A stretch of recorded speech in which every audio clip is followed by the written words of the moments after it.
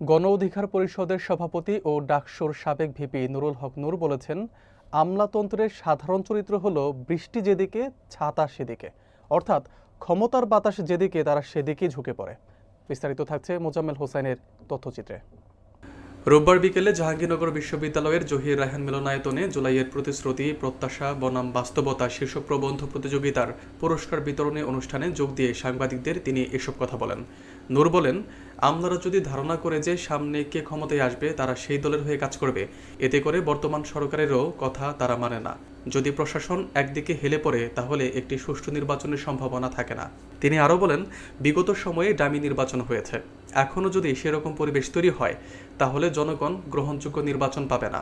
মানুষ এখন মনে করছে সরকারের পক্ষপাতমূলক আচরণ এনসিপির প্রতি বেশি, কিন্তু এটাও ভ্রান্ত ধারণা যে বিএনপি বড় দল, এনসিপি বিরোধী দল হবে, এভাবে ভাবলে নির্বাচন সংকটে পড়বে। অনুষ্ঠানে আরও বক্তব্য রাখেন ছাত্র অধিকার পরিষদের নেতৃবৃন্দ। আমরা বাংলাদেশের আমলাতন্ত্র বা প্রশাসনের যে কমন চরিত্র দেখি, বৃষ্টি যেই দিকে তারা সেই দিকে ছাতা তুলে, অর্থাৎ ক্ষমতার আপনার বাতাস যেই দিকে তারা কিন্তু সেই দিকে থাকে।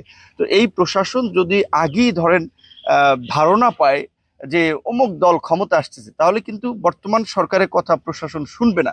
সেই ক্ষেত্রে তারা যে একটা নির্বাচন করবে, অবাধ সুষ্ঠু নিরপেক্ষ নির্বাচন, যেখানে আমরা সকল রাজনৈতিক দল অংশ নিতে চাই এবং আমরা প্রতিযোগিতার মধ্যে দিয়ে নিজেদের জনসমর্থন জনপ্রিয়তাটাও যাচাই করতে চাই, সেই সুযোগটা তো আমরা পাবো না যদি প্রশাসন আগেই একদিকে হেলে থাকে। সেই জায়গা থেকে আমি মনে করি যে একেবারে বেশি আগে যদি নির্বাচনের দিন তারিখ ঘোষণা করে তাহলে কার্যত প্রশাসন সঠিক এবং নিরপেক্ষ ভূমিকা পালন করবে না। সেই ক্ষেত্রে ডক্টর মোহাম্মদ ইউনূস স্যার যে বলেছেন যে তিনি অত্যন্ত একটা সুন্দর এবং গ্রহণযোগ্য নির্বাচন করতে চান, যেটা বিশ্বে একটা নজির হয়ে থাকবে, সেটি কিন্তু তারা পারবে না। গত 11 মাসে আমরা দেখেছি যে প্রশাসনের ফাংশনিংয়ে কিংবা আইন শৃঙ্খলা পরিস্থিতিতে খুব বেশি একটা ভালো মানে পরিবেশ তারা তৈরি করতে পারে নাই।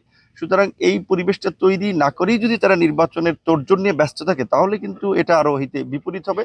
এবং আমাদের ধারণা সেই পরিস্থিতি যদি হয় তাহলে ওই 24 সালে যেভাবে আমি ডামি নির্বাচন হয়েছে, 18 সালে আপনার আগের রাতে ভোট হয়েছে, এইবারও কিন্তু ওই রকমের পরিস্থিতি হতে পারে। কারণ একটা দল তো সরকারের আশীর্বাদ পুষ্ট হিসেবে পরিচিত হচ্ছে। আজকে আপনারা শুনেছেন যে টিআইবি যে দুর্নীতি বিষয়ক যে গবেষণা প্রতিষ্ঠান, তার প্রধান ইফতেখারুজ্জামান সাহেব যেমন বলছিলেন, এটা তো সবাই জানে যে আসলে এনসিপির প্রতি কার্যত সরকারের একটু পক্ষপাতদুষ্ট ভূমিকা আছে। আবার বিএনপি একটা বড় দল, তাহলে ওকে এইভাবে যদি তারা চিন্তা করে যে বিএনপি ক্ষমতায় আসবে, এনসিপি বিরোধী দল হবে, এইভাবে যদি একটা মনস্তাত্ত্বিক অবস্থান তারা তৈরি করে নেয় তাহলে কিন্তু দেশে এই নির্বাচনটা সুষ্ঠু হবে না এবং নির্বাচনে একটা মহাসংকট তৈরি হবে।